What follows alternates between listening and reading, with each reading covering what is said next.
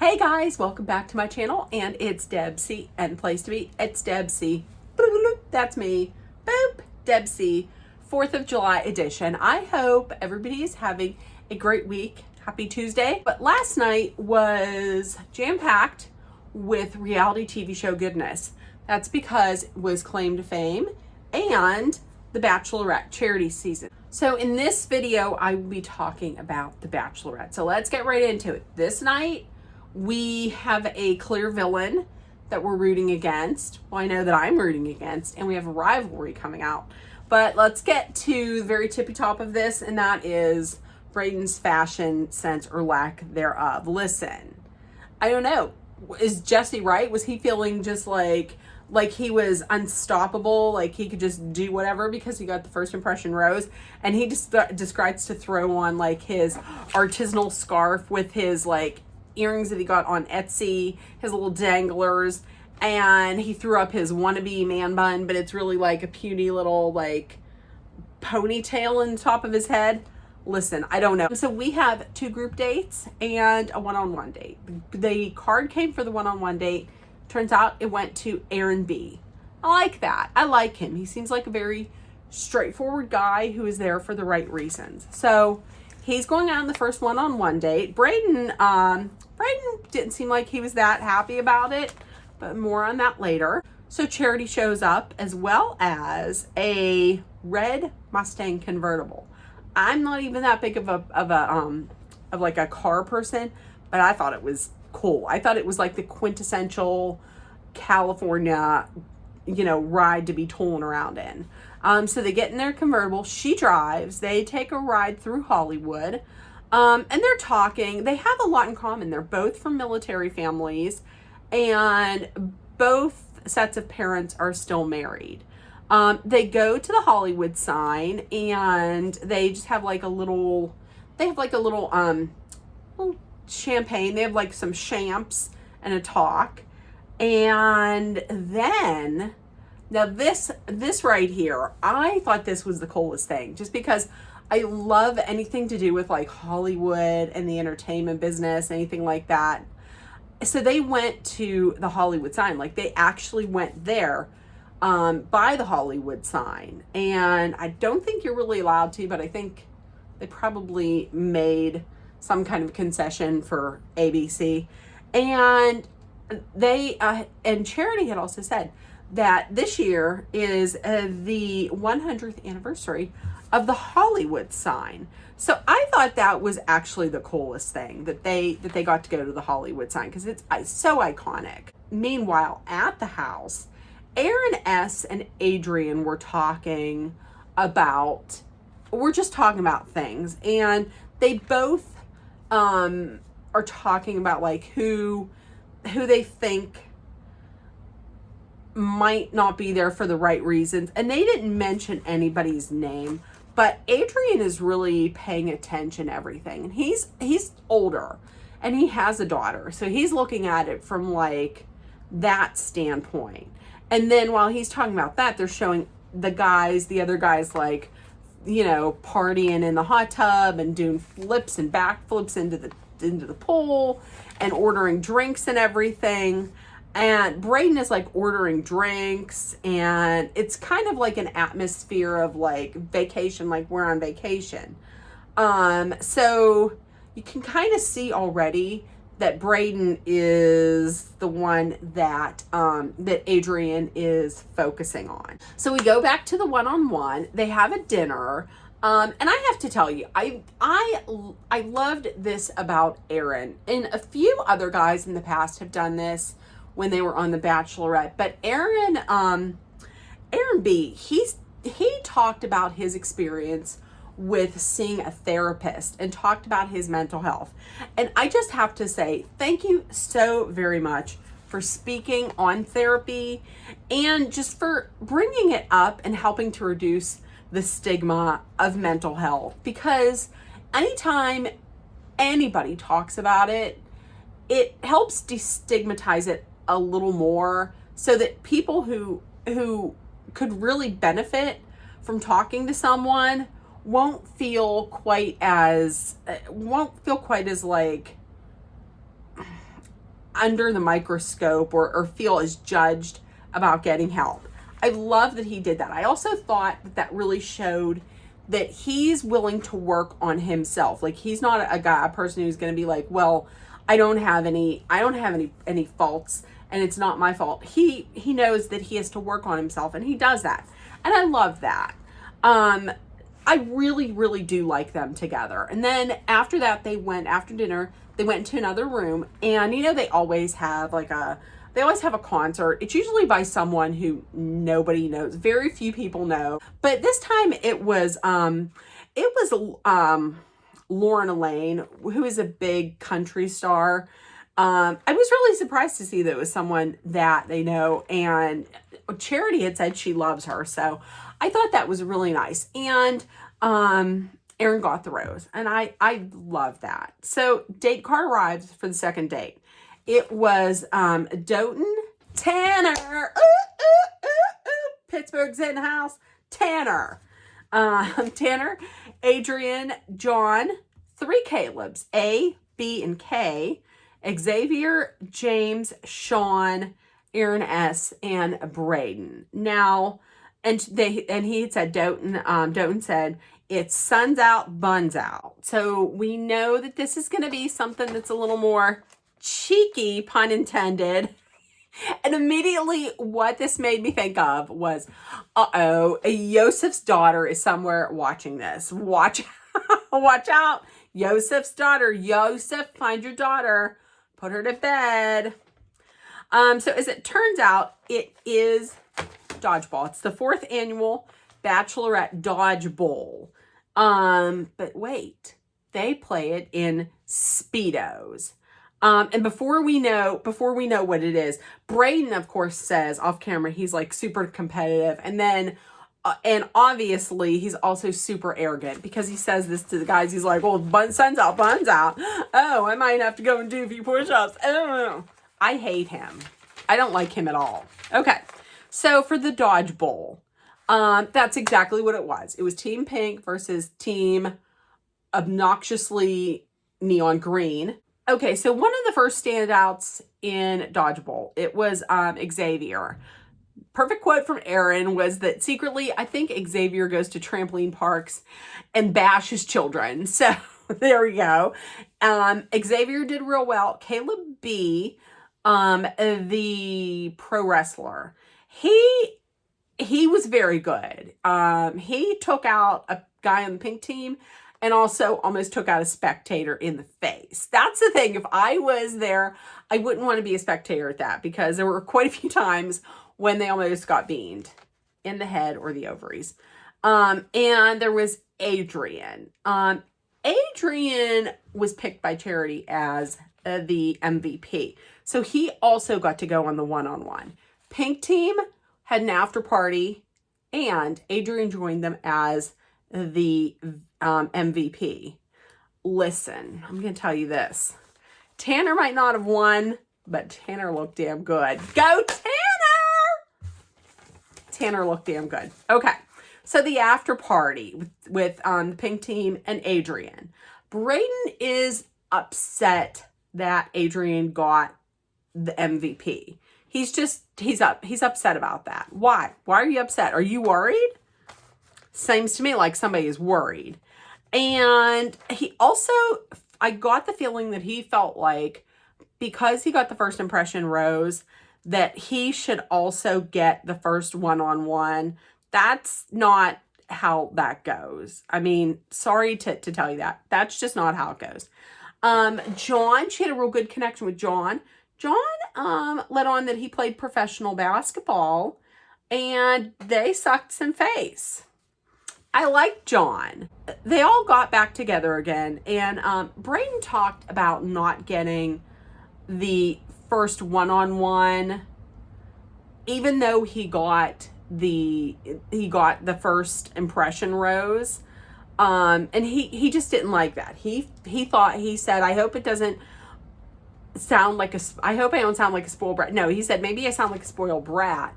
Yes, you do. Of course you do. So he was saying he thinks he should get more time with her because he got the first impression rose.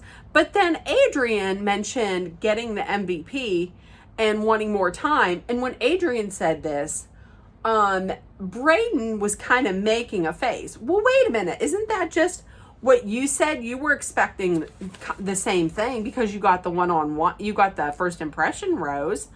And then Braden comes out and just says he doesn't think Adrian should have gotten MVP. He thought that the other guy should have gotten it. And he was just more athletic and he just did better. And then he says, not to throw shade. I'm not throwing shade. Listen, if you're going to throw shade, just admit it. Just embrace the fact that you're throwing shade. That's what you were doing. And then Adrian came out and compared Braden to like being on spring break, like it was like a vacation. And that's the thing that I get. It seems like Adrian is there for a relationship. He's older, he knows what he wants. To me, for Braden, it seems like he's just there as a competition. Like it's just a competition to him. I don't think to him it's about getting in a relationship. That's what I think. Tell me in the comments what you think about that. So Adrian then talks to Charity and brings this up to Charity. He lets her know that some of the men in the house are just chilling around and acting like they're on vacation, like this is spring break. He doesn't specifically mention Braden though. Charity then is like, well, you know, if you're here for that, then you can get to step in because I'm here for a relationship. John gets the group rose. Braden, I'm sure, was not happy about that. Now I can kind of see where Braden's coming from. Listen, hear me out. Kind of. Because if everybody else is out on dates and you guys are just at the house, I mean, what are you really supposed to do? I can understand going out and going swimming or doing something like that, because otherwise, what are you doing? Are you napping or what are you doing? So I can understand that. But this whole thing with taking shots and treating it like, you know, it's a frat party. No, you don't have to do that.